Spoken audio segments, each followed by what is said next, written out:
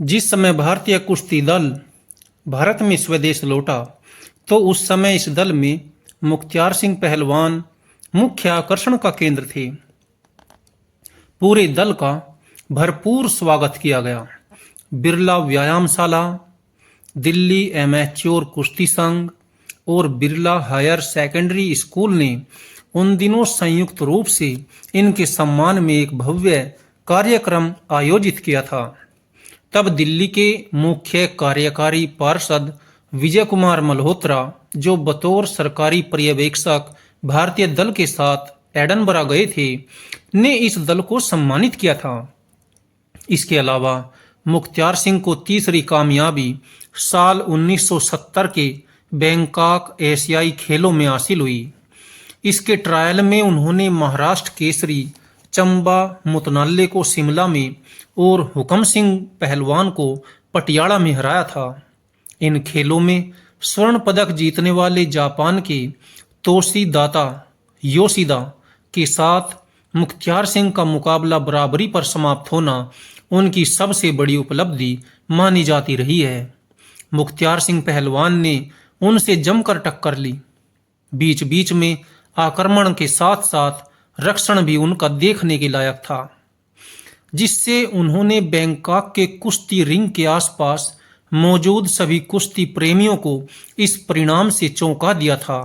अगर यही मुकाबला उनकी अन्य कुश्तियों के बाद होता तो वह उनके लिए काफी सकारात्मक रहता, मगर अपने शुरुआती मुकाबले में बराबर पर रहने के बावजूद उनके खिलाफ कई ऋणात्मक अंक बन गए।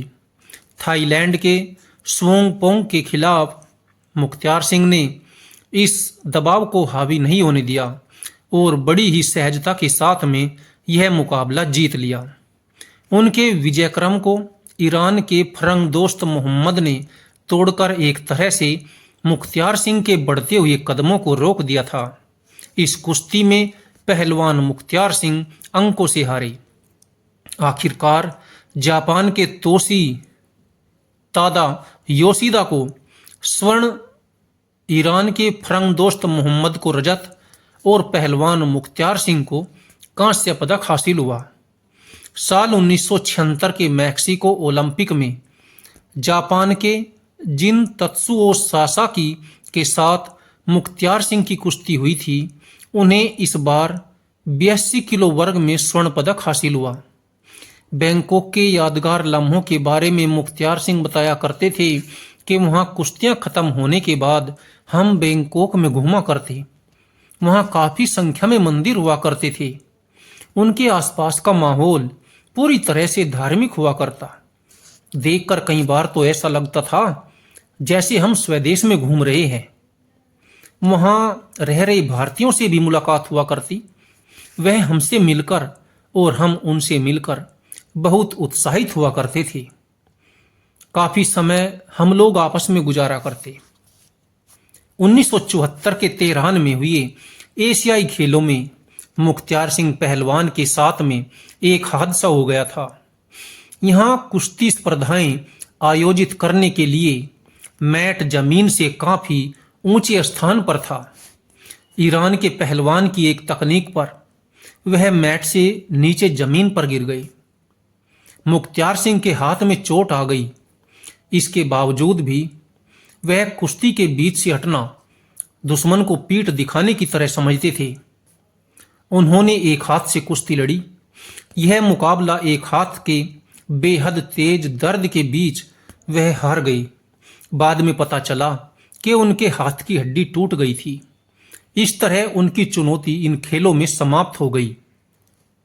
कुछ समय बाद यह हड्डी तो जुड़ गई, लेकिन वह बढ़ी हुई हड्डी बाद में भी देखी जा सकती थी। ऐसी स्थिति तब हुई जबकि मुख्तियार सिंह पूरी तरह फिट नहीं थे। वे ही क्या, पूरी टीम इन खेलों के लिए फिट नहीं थी, क्योंकि तेहरान पहुंचने पर टीम का करीब करीब हर सदस्य बुखार की चपेट में आ गया था और मुख्तियार सिंह भी इससे अछूते नहीं थे।